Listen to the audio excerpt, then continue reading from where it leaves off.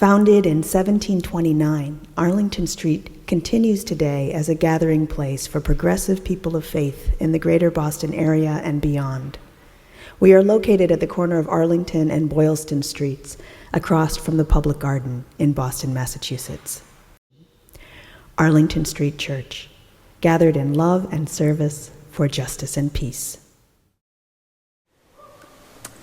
One of our household scriptures when I was a young child was my mother's retelling by heart of a somewhat odd children's book called The Boy, the Cat, and the Magic Fiddle.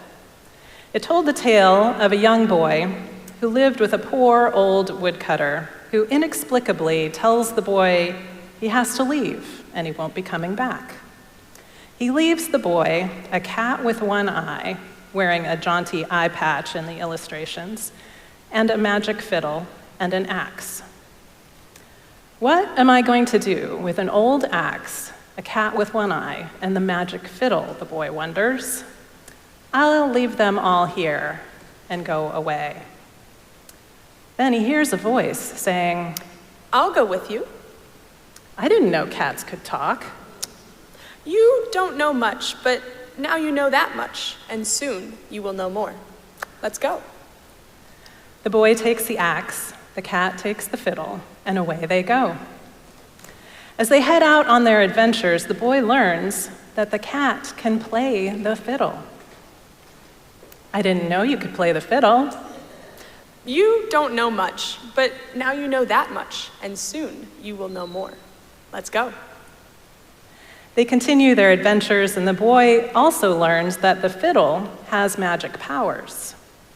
You don't know much, but now you know that much, and very soon you will know more. Let's go. They manage on their adventures to spirit people asleep so that they can eat their feast, slay a dragon with 4 heads, escape a jailer, all by using the axe and the magic fiddle and, of course, their wits. The boy is surprised at all that he did not know about what they could do, and learning more along the way until they walk on together, the boy and the cat, friends for life. Whenever my sisters and I were surprised by some newly learned fact that blew an old understanding out of the window, my mother would echo this story. You don't know much, but now you know that much, and soon you will know more. I remember as a child feeling like there was something both haunting and inspiring about this story.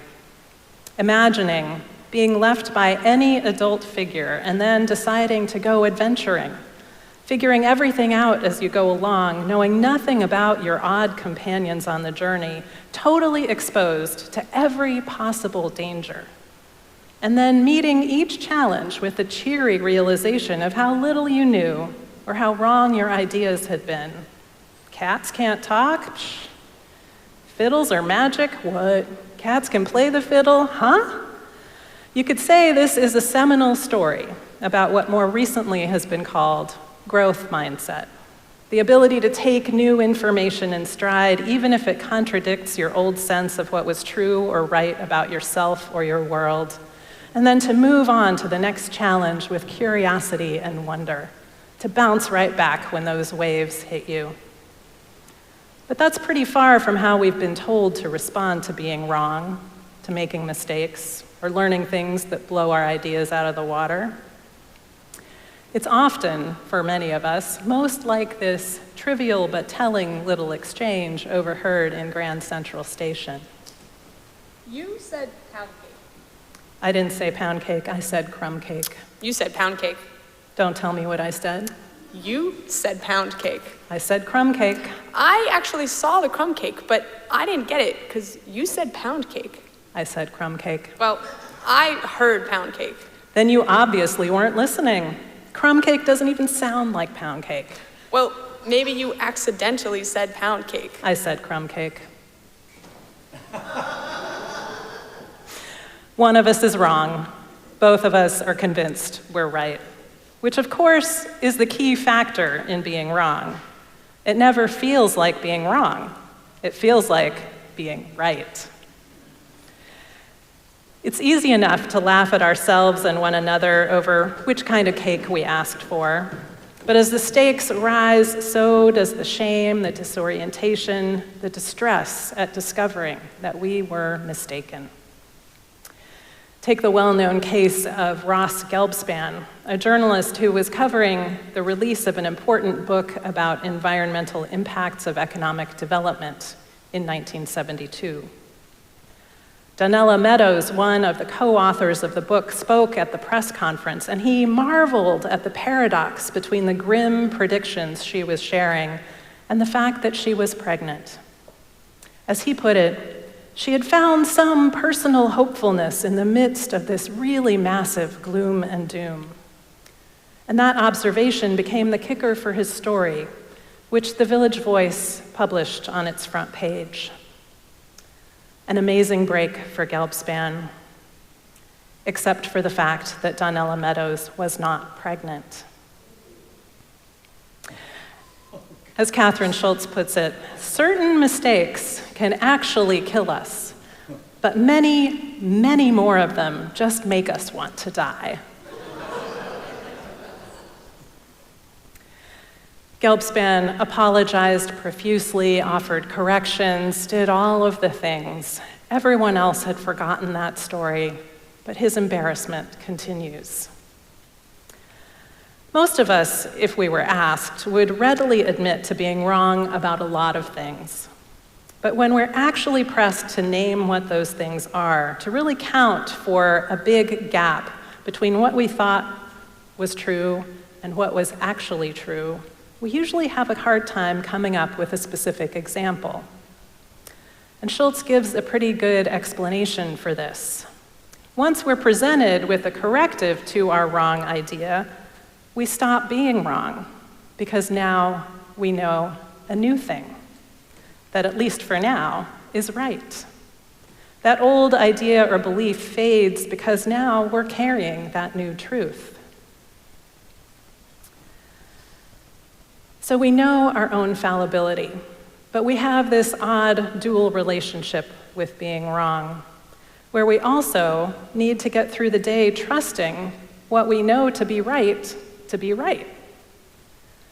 So when we're faced with the fact that we might not be right, it's hard to admit it when it's more than a case of asking for the wrong kind of cake.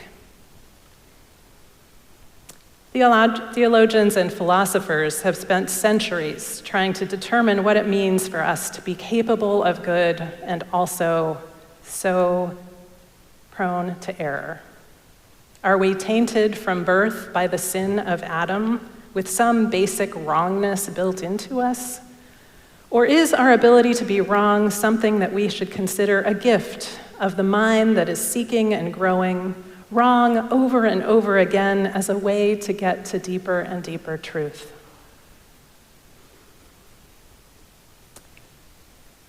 Our friend, Unitarian forebearer and former minister, William Ellery Channing, said, "Mistakes and errors are disciplines through which we advance." He promoted the heretical idea at the time that humans are not fixed in their fate of sinfulness, but they can grow and learn, and in fact, we are meant to.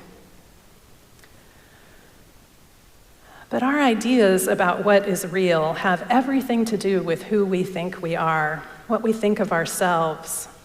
If we've held an idea that was proven wrong or even incomplete, does it mean we've been wrong or incomplete? Too often, we collapse those into the same thing with predictably terrible results. So when admitting that we were wrong might mean giving up some sense of our own worth, it's a pretty tough thing to do. It's hard to offer a plucky, "I didn't know," or "wow, I sure was wrong about that," when the stakes get higher and we're not talking about things as observably true or false as a pregnancy or a slip of the tongue. And every time the world around us changes, when our circumstances change, when our relationships change, we get a new perspective on the world and our place in it, and we have to question some of the things we were once so certain about. Were we wrong all along? How could that have been? On hearing the latest bizarre behavior from Congress or the president or vigilante citizens or immigration enforcement, how many times have you heard or read or said in the last year, "This is not who we are"? Who we, people living in the United States, thought ourselves to be in one iteration of life in this nation turns out to need another look as we watch people break into the Capitol and carry torches in the streets, as we watch brutal beatings and hear hateful speech directed at us and our beloveds. The waves are hitting us. We can feel the sand in our nose and in our mouth, and we're making the tough and brave decision to stand up again and again to try to walk forward. What should we do with what we thought about the world?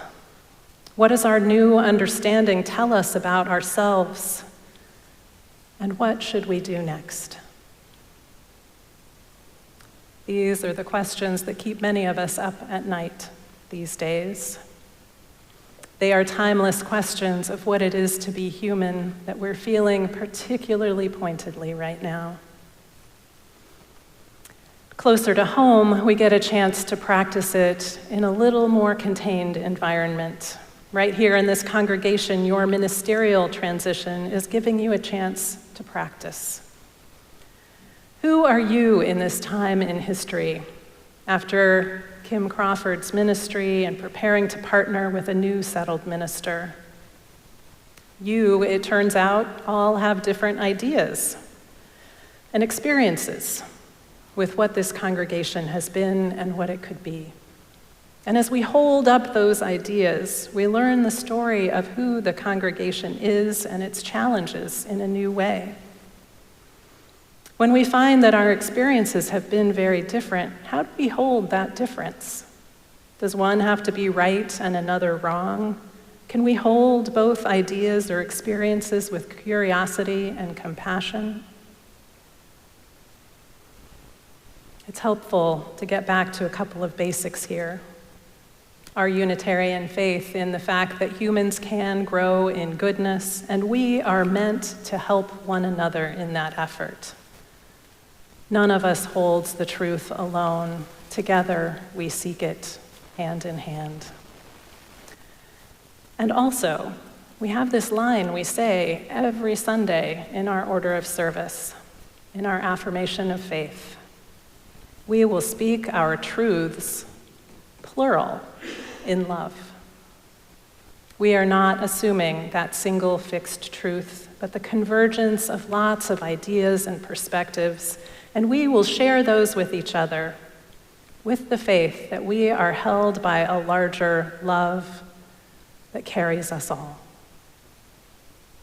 Can we feel the waves of new understanding toppling old ideas? Give ourselves a moment to feel the grittiness of the sand under us, in our noses and in our mouths, and still stand up to see things anew.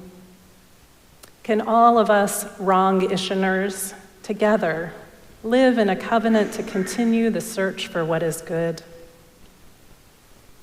Within this congregation, we have the opportunity to practice what we want to make true in the world beyond it. Meeting new reality with new understanding, opening our hearts to what's to come, and knowing that we have each other and the love that holds us as we do. In the face of new information, surprise, conflict, and disappointment, let us remember. We don't know much, but now we know this much, and very soon we will know more. Let's go. Amen.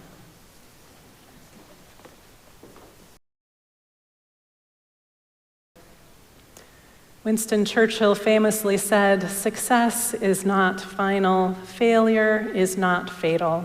It's the courage to continue that counts."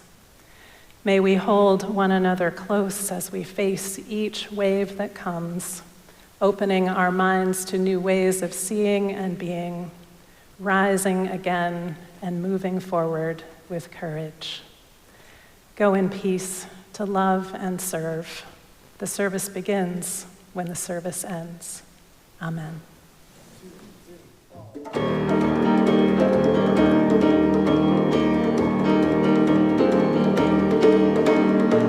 Where you go, I will go, beloved. Where you go, I will go. Where you go, I will go, beloved. Where you go, I will go. For your people are my people. Your people are mine. Your people are my people. Your divine, my divine. Where you go, I will go, beloved. Where you go, I will go. Where you go, I will go, beloved. Where you go, I will go. For your people are my people. Your people are mine. Your people are my people. Your divine, my divine.